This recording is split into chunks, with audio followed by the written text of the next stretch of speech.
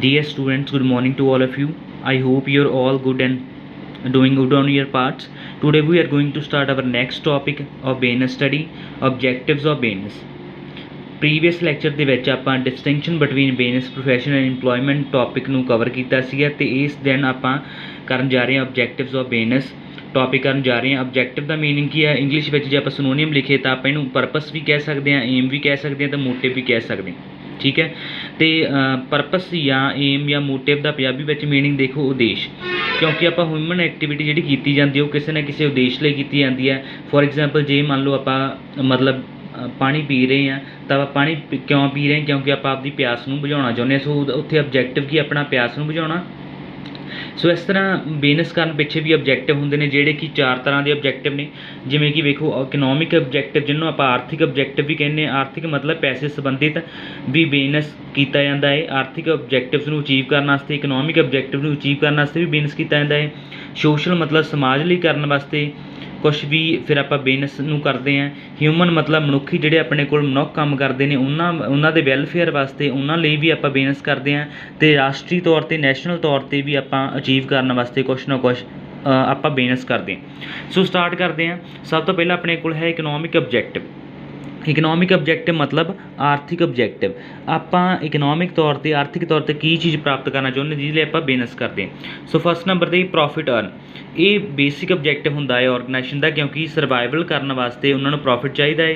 ਅਤੇ ਪ੍ਰੋਫਿਟ ਇੱਕ ਹਿਸਾਬ ਨਾਲ ਇਸ ਤਰ੍ਹਾਂ ਦਾ ਇਨਸੈਂਟਿਵ ਹੁੰਦਾ ਜਿਹੜਾ ਕਿ ਐਂਟਰਪ੍ਰੇਨਿਓਰ ਨੂੰ ਆਲ ਦਾ ਟਾਈਮ ਬਿਜ਼ੀ ਰੱਖਦਾ ਹੈ। ਅਤੇ ਬਾਕੀ ਦੀਆਂ ਨੀਡਸ ਜਿਵੇਂ ਕਿ ਹਾਈਅਰ ਵੇਜਸ ਇੰਪਲੋਇਜ਼ ਡਿਮਾਂਡ ਕਰਦੇ ਨੇ, ਬੈਟਰ ਵਰਕਿੰਗ ਕੰਡੀਸ਼ਨਸ ਉਹਨਾਂ ਨੂੰ ਪ੍ਰੋਵਾਈਡ ਕਰਨ ਵਾਸਤੇ, ਜਿਨ੍ਹਾਂ ਨੇ ਪੈਸਾ ਆਪਣੇ ਬਿਜ਼ਨਸ ਵਿੱਚ ਲਾਇਆ ਹੋਇਆ ਉਹਨਾਂ ਨੂੰ ਹਾਈਅਰ ਰੇਟ ਆਫ ਰਿਟਰਨ ਦੇਣ ਵਾਸਤੇ ਆਪਾਂ ਪ੍ਰੋਫਿਟ ਨੂੰ ਅਰਨ ਕਰਦੇ ਹਾਂ। ਸੋ ਇਕਨੋਮਿਕ ਆਬਜੈਕਟਿਵ ਦੇ ਤੌਰ 'ਤੇ ਪਹਿਲਾ ਆਬਜੈਕਟਿਵ ਹੁੰਦਾ ਔਰਗਨਾਈਜੇਸ਼ਨ ਦਾ ਵੀ ਆਪਾਂ ਪ੍ਰੋਫਿਟ ਅਰਨ ਕਰਨ ਵਾਸਤੇ ਬਿਜ਼ਨਸ ਕਰਦੇ ਹਾਂ। ਸੈਕਿੰਡ ਨੰਬਰ 'ਤੇ ਕਿ ਪ੍ਰੋਡਕਸ਼ਨ ਆਫ ਗੁੱਡਸ, ਚੀਜ਼ਾਂ ਬਣਾਉਣ ਵਾਸਤੇ ਵੀ ਆਪਾਂ ਕੀ ਕਰਦੇ ਹਾਂ, ਬਿਜ਼ਨਸ ਕਰਦੇ ਹਾਂ। ਕਿਉਂਕਿ ਇਹ ਅਨਦਰ ਮੇਨ ਆਬਜੈਕਟਿਵ ਹੁੰਦਾ ਔਰਗਨਾਈਜੇਸ਼ਨ ਦਾ ਵੀ ਪ੍ਰੋਡਿਊਸ ਕਰਨੇ ਗੁੱਡਸ ਐਂਡ ਸਰਵਿਸਿਜ਼ ਵਿਚ are directed towards the satisfaction of needs and wants of the human being, ਜਿਹੜੀਆਂ ਕਿ ਨੀਡਸ ਅਤੇ ਵਾਂਟਸ ਆ ਕੰਜ਼ਿਊਮਰ ਦੀਆਂ, ਹਿਊਮਨ ਬੀਇੰਗਸ ਦੀਆਂ, ਉਹਨਾਂ ਨੂੰ ਪੂਰਾ ਕੀਤਾ ਜਾ ਸਕੇ। ਅਤੇ ਬਿਜ਼ਨਸ ਉਹਨਾਂ ਨੂੰ ਇਸ ਤਰ੍ਹਾਂ ਹੀ ਪੂਰਾ ਕਰ ਸਕਦਾ ਓਨਲੀ ਚੀਜ਼ਾਂ ਨੂੰ ਪ੍ਰੋਡਿਊਸ ਕਰਕੇ ਉਹਨਾਂ ਦੇ ਟੇਸਟ ਐਂਡ ਫੈਸ਼ਨ ਦੇ ਅਕੋਰਡਿੰਗ। ਸੋ ਇਹ ਸੈਕਿੰਡ ਨੰਬਰ ਵਾਲਾ ਆਪਣੇ ਕੋਲ ਇਕਨੋਮਿਕ ਆਬਜੈਕਟਿਵ ਹੁੰਦਾ ਵੀ ਚੀਜ਼ਾਂ ਨੂੰ ਪ੍ਰੋਡਿਊਸ ਕਰਨਾ। ਥਰਡ ਨੰਬਰ 'ਤੇ ਆਬਜੈਕਟਿਵ ਕੀ ਹੁੰਦਾ ਹੈ, ਕ੍ਰੀਏਟਿੰਗ ਮਾਰਕੀਟਸ। ਮਾਰਕੀਟਸ ਨੂੰ ਕ੍ਰੀਏਟ ਕਰਨਾ ਮਤਲਬ ਜਿਹੜੇ ਆਪਾਂ ਪ੍ਰੋਡਿਊਸ ਕੀਤੀਆਂ ਚੀਜ਼ਾਂ ਉਹਨਾਂ ਨੂੰ ਵੇਚਣ ਵਾਸਤੇ ਆਪਾਂ ਨੂੰ ਮਾਰਕੀਟ ਚਾਹੀਏ ਅਤੇ ਨਵੇਂ ਆਪਾਂ ਕਸਟਮਰਸ ਤੱਕ ਪਹੁੰਚ ਕਰਨਾ। ਅਤੇ ਆਪਾਂ ਤਾਂ ਹੀ ਪੋਸੀਬਲ ਹੋ ਸਕਦੀ ਹੈ ਜੇ ਆਪਾਂ ਕਸਟਮਰ ਦੀਆਂ ਨੀਡਸ ਨੂੰ ਪੂਰਾ ਕਰਾਂਗੇ। ਸੋ ਇਸ ਤਰ੍ਹਾਂ ਕ੍ਰੀਏਟ ਮਾਰਕੀਟਸ ਮਤਲਬ ਆਪਣੇ ਪ੍ਰੋਡਕਟ ਦੀ ਮਾਰਕੀਟ ਕ੍ਰੀਏਟ ਕਰਨਾ, ਕਿ ਵੱਧ ਤੋਂ ਵੱਧ ਇੰਪਲੋਇਜ਼ ਆਪਣੇ ਕੰਜ਼ਿਊਮਰਸ ਤੱਕ ਪਹੁੰਚ ਕਰਨਾ। ਇਹ ਵੀ ਥਰਡ ਆਬਜੈਕਟਿਵ ਹੁੰਦਾ ਹੈ ਔਰਗਨਾਈਜੇਸ਼ਨ ਦਾ। ਲਾਸਟ ਵਿੱਚ ਕੀ ਹੈ, ਇਕਨੋਮਿਕ ਆਬਜੈਕਟਿਵ ਵਿੱਚ ਇਨੋਵੇਸ਼ਨ ਲੈ ਕੇ ਆਉਣਾ। ਇਨੋਵੇਸ਼ਨ ਦਾ ਮਤਲਬ ਕੀ ਹੈ ਵੀ ਜਿਹੜੇ ਵੀ ਆਪਾਂ ਕੰਮ ਕਰ ਰਹੇ ਬਿਜ਼ਨਸ, ਕਿਸੇ ਵੀ ਤਰ੍ਹਾਂ ਦੇ ਪ੍ਰੋਡਕਟ ਬਣਾ ਰਿਹਾ, ਉਹਨਾਂ ਵਿੱਚ ਨਵੀਆਂ ਟੈਕਨੀਕਸ ਨੂੰ ਲੈ ਕੇ ਆਉਣਾ, ਕਿਉਂਕਿ ਚੇਂਜ ਕਰਨਾ ਇੱਕ ਲਾਅ ਆਫ ਨੇਚਰ ਹੈ।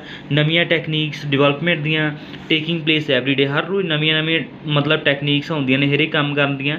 ਜਿਹੜੇ ਕਸਟਮਰ ਦੇ ਟਰਡੀਸ਼ਨਸ ਆ ਉਹ ਆਲਸੋ ਬਦਲਦੇ ਰਹਿੰਦੇ ਨੇ। ਸੋ ਇਸ ਲਈ ਬਿਜ਼ਨਸ ਨੂੰ ਐਗਜ਼ਿਸਟੈਂਸ ਵਿੱਚ ਰਹਿਣ ਵਾਸਤੇ ਆਪਣੇ ਜਿਹੜੇ ਤੌਰ ਤਰੀਕੇ ਉਹਨਾਂ ਵਿੱਚ ਇਨੋਵੇਸ਼ਨ ਲੈ ਕੇ ਆਉਣਾ ਬਹੁਤ ਜ਼ਿਆਦਾ ਜ਼ਰੂਰੀ ਹੈ। ਸੋ ਇਸ ਤਰ੍ਹਾਂ ਇਹ ਚੌਥਾ ਆਬਜੈਕਟਿਵ ਹੈ ਇਕਨੋਮਿਕ ਤੌਰ 'ਤੇ ਔਰਗਨਾਈਜੇਸ਼ਨ ਇਨੋਵੇਸ਼ਨ ਲੈ ਕੇ ਆਵੇ। ਇਹ ਚੌਥਾ ਆਬਜੈਕਟਿਵ ਹੈ ਇਕਨੋਮਿਕ ਤੌਰ 'ਤੇ। ਸੈਕਿੰਡ ਨੰਬਰ 'ਤੇ ਆਪਾਂ ਆਉਂਦੇ ਹਾਂ ਵੀ ਸੋਸ਼ਲ ਆਬਜੈਕਟਿਵਸ। ਸੋਸ਼ਲ ਆਬਜੈਕਟਿਵਸ ਕਿਹੜੇ ਨੇ, ਜਿਹੜੇ ਸਮਾਜਿਕ ਉਦੇਸ਼ ਨੇ ਬਿਜ਼ਨਸ ਕਰਨ ਦੇ ਪਿੱਛੇ ਔਰਗਨਾਈਜੇਸ਼ਨ। ਬਿਜ਼ਨਸ ਆਪਾਂ ਸਮਾਜਿਕ ਉਦੇਸ਼ਾਂ ਨੂੰ ਪੂਰਾ ਕਰਨ ਵਾਸਤੇ ਵੀ ਕਰਦੇ ਹਾਂ, ਕਿਉਂਕਿ ਇਕੱਲਾ ਪ੍ਰੋਫਿਟ ਅਰਨ ਕਰਨਾ ਇੱਕ ਮੋਟਿਵ ਨਹੀਂ ਹੈ ਔਰਗਨਾਈਜੇਸ਼ਨ ਦਾ। ਅਤੇ ਅੱਜ ਕੱਲ੍ਹ ਦੇ ਸਮੇਂ ਵਿੱਚ ਇਹਦਾ ਸੋਸ਼ਲ ਨੀਡਸ ਅਤੇ ਵਾਂਟਸ ਨੂੰ ਸੈਟਿਸਫਾਈ ਕਰਨਾ ਵੀ ਇੱਕ ਆਬਜੈਕਟਿਵ ਬਣ ਗਿਆ ਹੈ। ਉਹ ਕਿਸ ਤਰ੍ਹਾਂ ਕੀਤਾ ਜਾ ਸਕਦਾ ਹੈ, ਸਪਲਾਈ ਗੁੱਡ ਕੁਆਲਿਟੀ ਦੀਆਂ ਗੁੱਡਸ ਨੂੰ ਸਪਲਾਈ ਕਰਕੇ ਅਤੇ ਜੈਨੂਅਨ ਪ੍ਰਾਈਸਿਸ ਸਪਲਾਈ ਕਰਕੇ ਉਹ ਸੋਸ਼ਲ ਆਬਜੈਕਟਿਵਸ ਨੂੰ ਪੂਰਾ ਕਰ ਸਕਦੇ ਨੇ।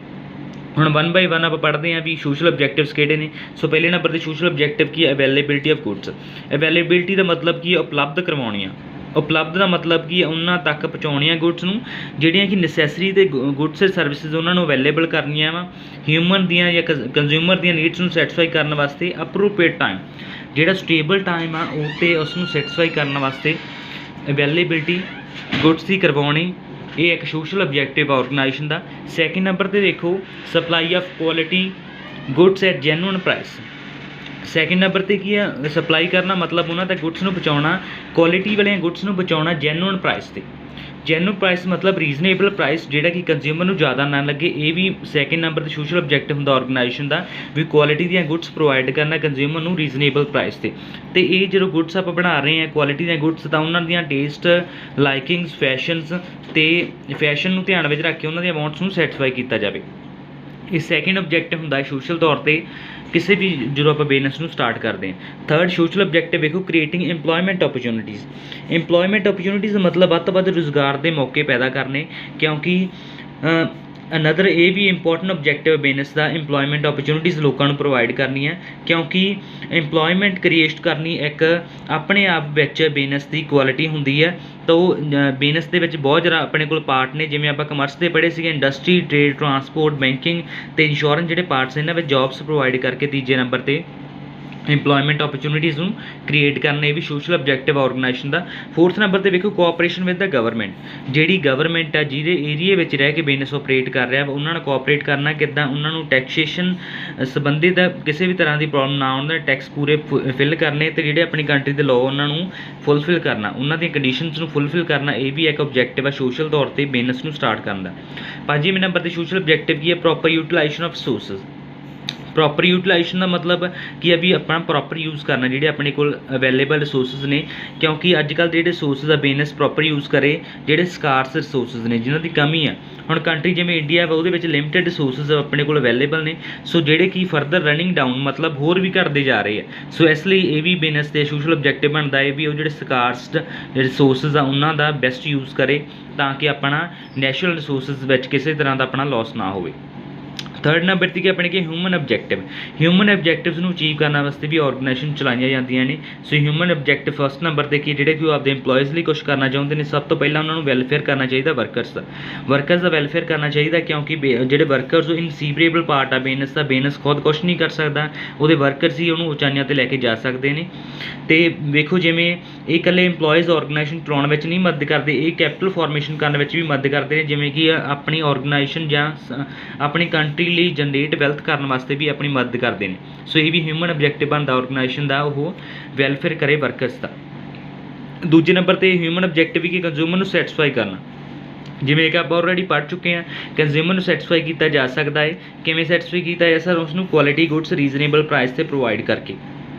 ਅਤੇ ਉਹਨਾਂ ਨੂੰ ਜਦੋਂ ਆਪਾਂ ਗੁੱਡਸ ਪ੍ਰੋਵਾਈਡ ਕਰਦੇ ਹਾਂ ਤਾਂ ਆਪਾਂ ਉਹਨਾਂ ਟੇਸਟ, ਲਾਈਕਿੰਗ ਅਤੇ ਕੰਜ਼ਿਊਮਰ ਦੀਆਂ ਲਾਈਕਸ ਦਾ ਧਿਆਨ ਰੱਖੀਏ। ਸੋ ਦੂਜੇ ਨੰਬਰ 'ਤੇ ਆਪਣੇ ਕੋਲ ਹਿਊਮਨ ਆਬਜੈਕਟਿਵ ਬਣਦਾ ਆਰਗੇਨਾਈਜੇਸ਼ਨ ਦਾ, ਇਸ ਲਈ ਵੀ ਬਿਜ਼ਨਸ ਕੀਤਾ ਜਾਂਦਾ ਹੈ। ਤੀਜੇ ਨੰਬਰ 'ਤੇ ਵੇਖੋ ਹੁਣ ਆਪਣੇ ਕੋਲ satisfaction of the share holders. ਜਿਹੜੇ ਸ਼ੇਅਰ ਹੋਲਡਰਸ ਉਹਨਾਂ ਨੂੰ ਸੈਟਿਸਫਾਈ ਕਰਨਾ।